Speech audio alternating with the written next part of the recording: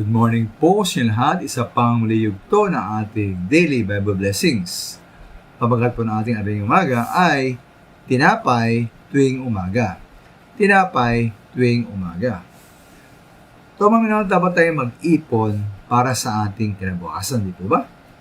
May posible ba na mangyari na tayo masyadong nag-iipon? Na ito'y bunga na ng pag-aalala, kabalisahan, at wala ng pagtitiwala sa Diyos? Sa maganda pong larawan dito sa Biblia, o sa paksang ito, ay may kita po sa Exodus chapter 16. Exodus 16.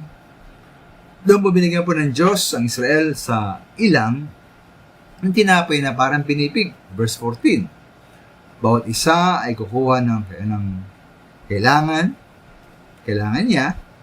Verse 16. Kumuha man ng iba ng marami at kumuha man ng iba ng kaunti, hindi po nang takalin po, verse 17, ang kanilang nakuha, ang kumuha po ng maraming hindi lumabis.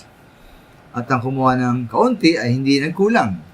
Sapat lang sa kanila nakuha. Verse 18. At di dapat sila magitira para sa kinabukasan. Verse 19. Kaya pati umaga, sila po ay namumulot ng ayon sa kanilang kailangan. Verse 21. At sa ika-6 na araw, doble ang kanilang pinulot.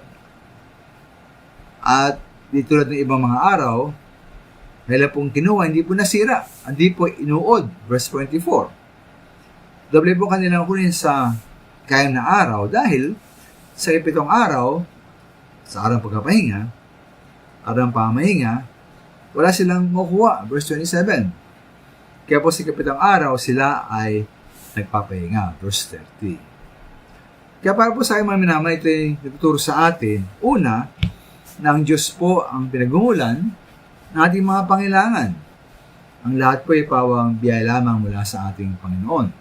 Kalawa po, kaya araw-araw po ang pagdating ng biyaya ay upang magtiwala tayo sa Kanya araw-araw sa ating Panginoon.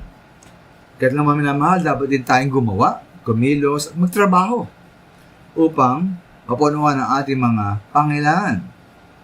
Kaya pat mga minamahal, galang po natin ang araw ng pagpapahinga bilang isang araw bawat linggo na ating pagsamba at pagtigil sa paggawa at pagtatrabaho. Magtiwala tayo na kahit hindi tayo gumawa sa araw na iyon, pupunuin pa rin ng Diyos ating mga pangailangan. Maraming salamat po.